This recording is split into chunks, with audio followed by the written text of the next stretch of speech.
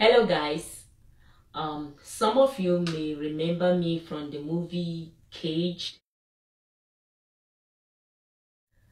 The Groom's Bride,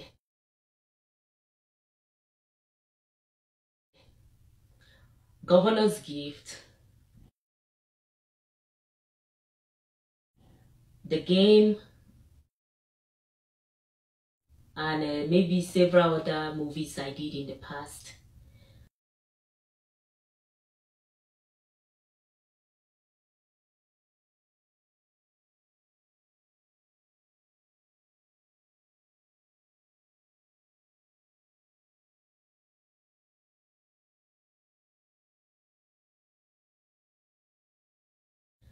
And I haven't been on any set and I haven't done any movie since 2012. Since I gave my life to Christ, I haven't done any production. And some may say, but we see your movies titled 2016, 2014, and so on. The truth is that marketers, they rebrand these movies to make money, and so they can rebrand it, change the name, add a little bit scene, a different kind of scene here and there, and put the movie back out there. Also, some movies that one may have done long ago can finally be edited and put out in a recent time. But I haven't been on any movie set since 2012. Since my encounter, I haven't shot any movie. So the reason why I'm doing this video is to basically discuss with you why I left Nollywood, why I'm no longer doing movie for now, especially non-Christian movies. So I was in Ghana at the time. I was shooting several movies, I was writing script, I was doing different things. And at this point, I've been in a hotel for about 8 months. Yeah, I've lived in a hotel about 8 months.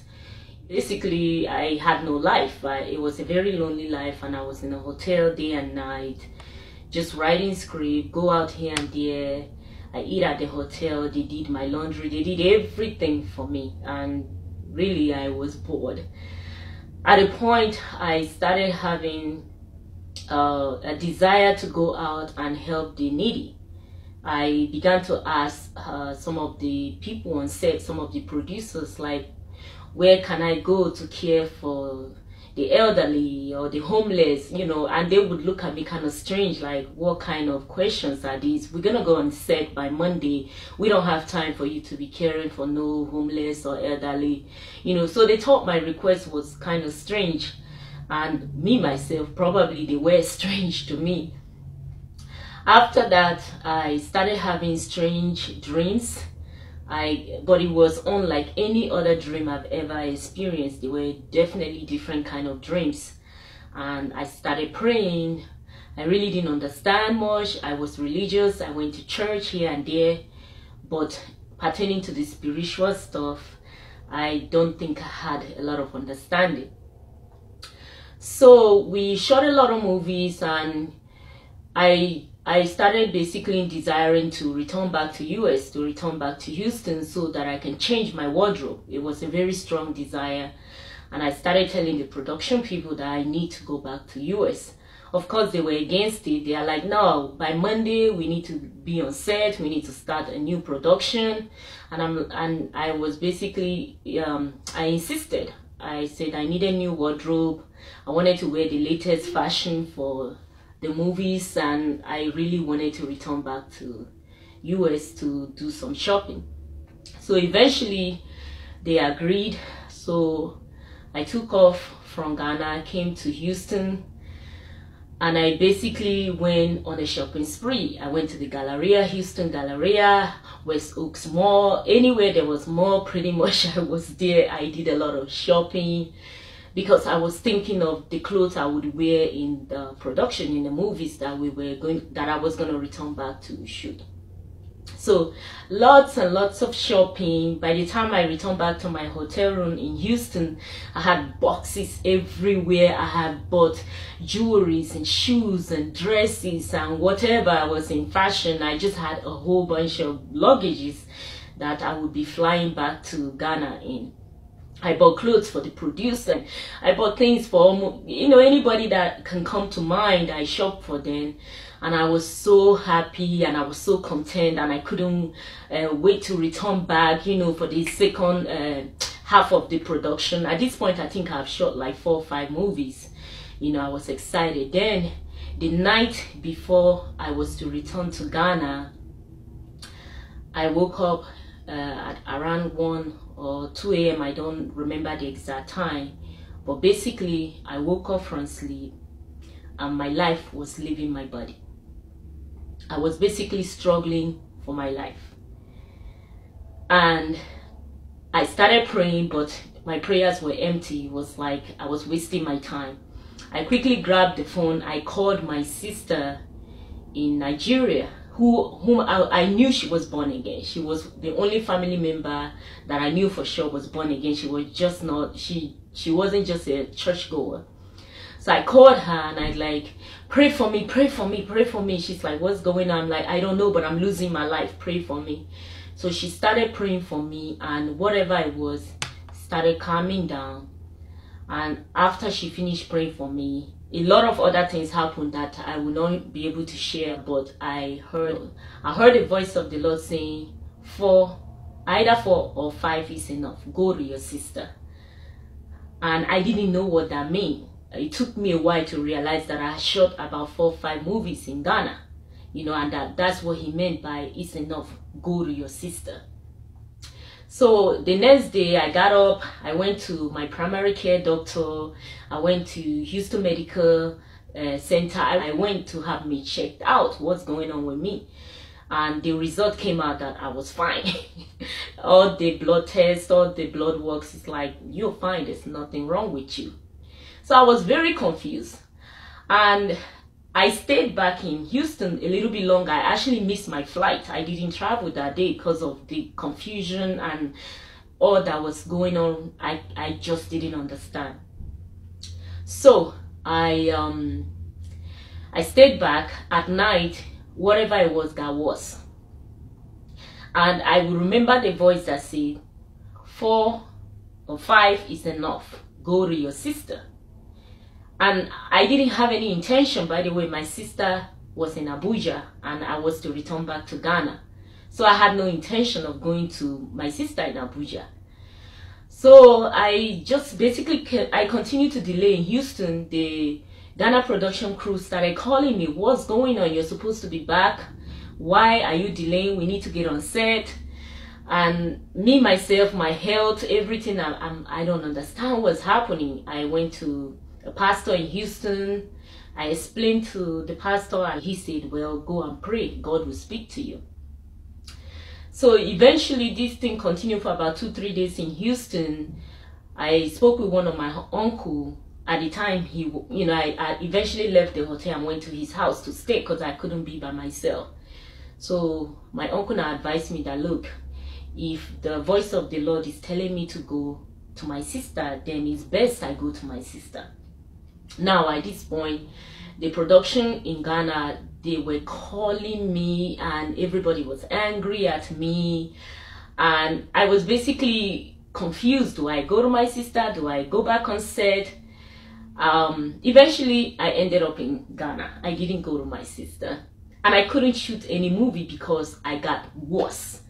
In Ghana, instead of me being on shooting movie, instead they were taking me from one hospital to another, one doctor to another, and I had medication all over my desk in my hotel room. None of them was working. None of the medication worked.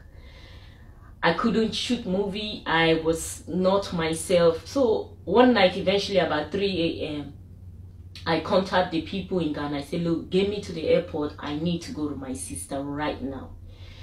So everybody put everything together. We went to the airport. I flew out, arrived in Abuja, and I met up with my sister. And my sister, basically, like, what's going on? I explained to her, told her this is the voice, say go to your sister. Now, I can't explain everything that happened afterward, but I will tell you that it was a real transformation.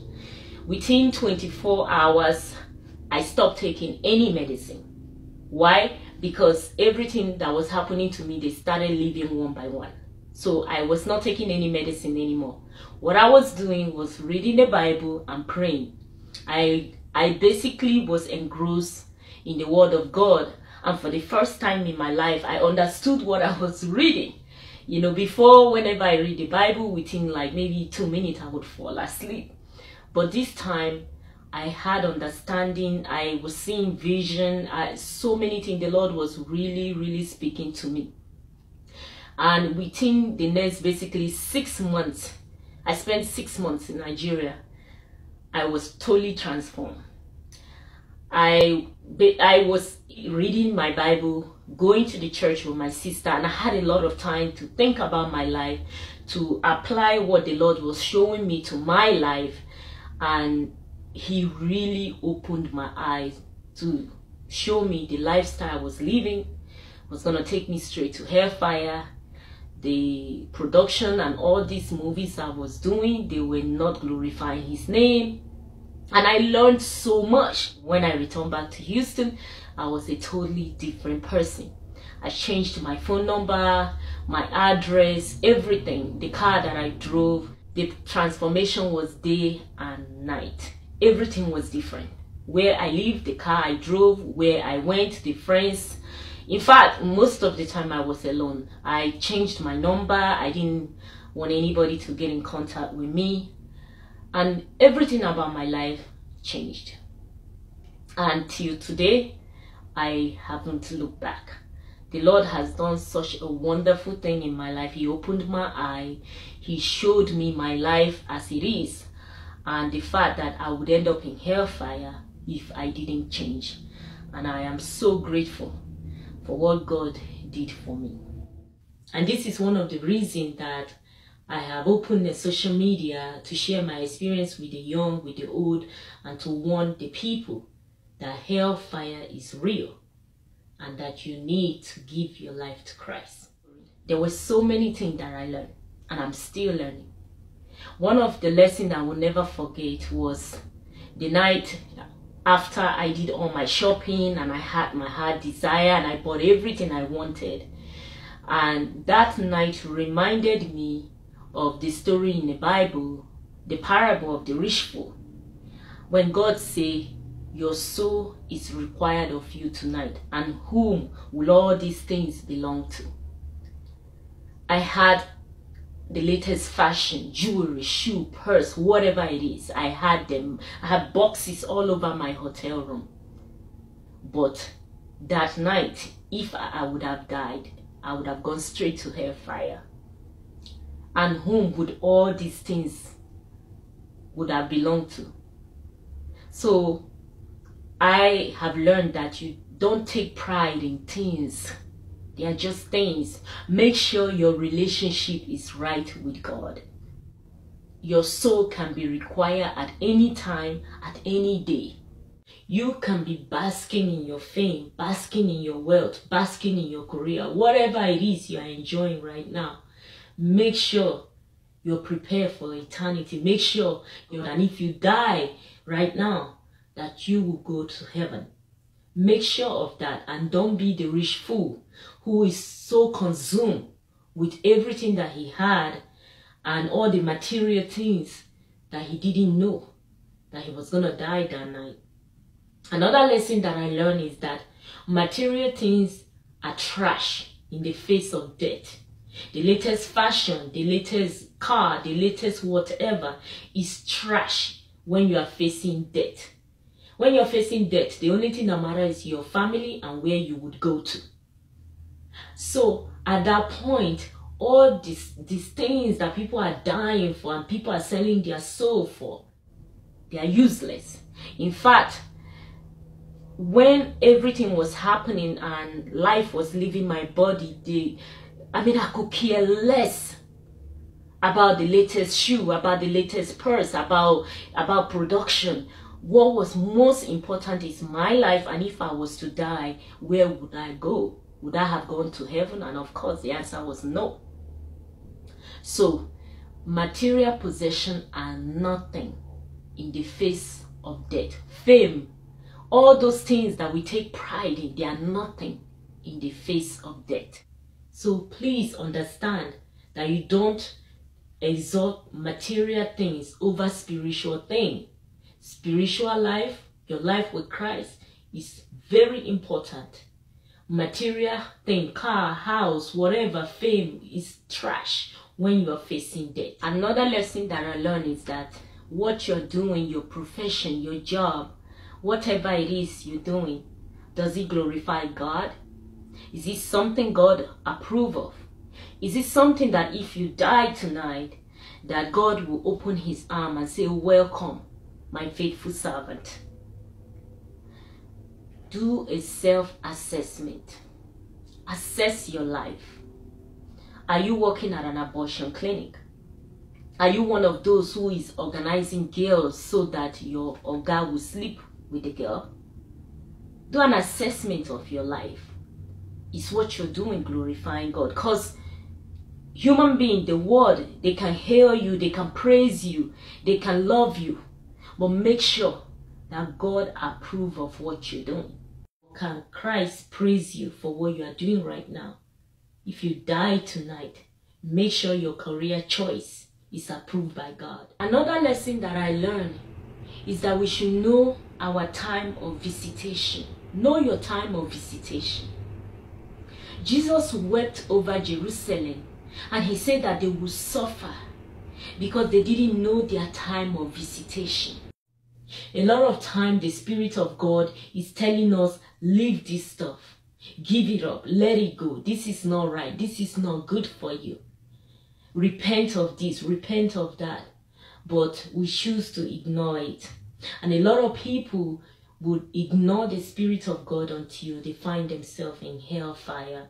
Thank God I knew my time of visitation. You know, a lot of people would also tell God, God, if you do this for me, then I'll let go, then I'll walk away. If you give me another career option, then I'll leave it. But let me tell you, friends, I didn't have any other career option when I walked away. I didn't know what I was going to do with my life afterward. And the Lord didn't say, if you leave it, I'll give you this. No. After he opened my eye, I just ran for my life. You know, let me tell you, pressure was coming at that point. Pressure was coming from the set, from this country, from this place, from that place, of opportunities to do several movies. The people that I was working with at that time in Africa, pressure was coming. Get back on set, get back in production. But I ran, I walked away from it. So whatever it is that you are holding on tight, don't miss that time of visitation, because a lot of people end up in hellfire because they do not know their time of visitation. God gives every one of us a chance, several chances to repent, but you don't know if this is your last chance. So please know your time of visitation.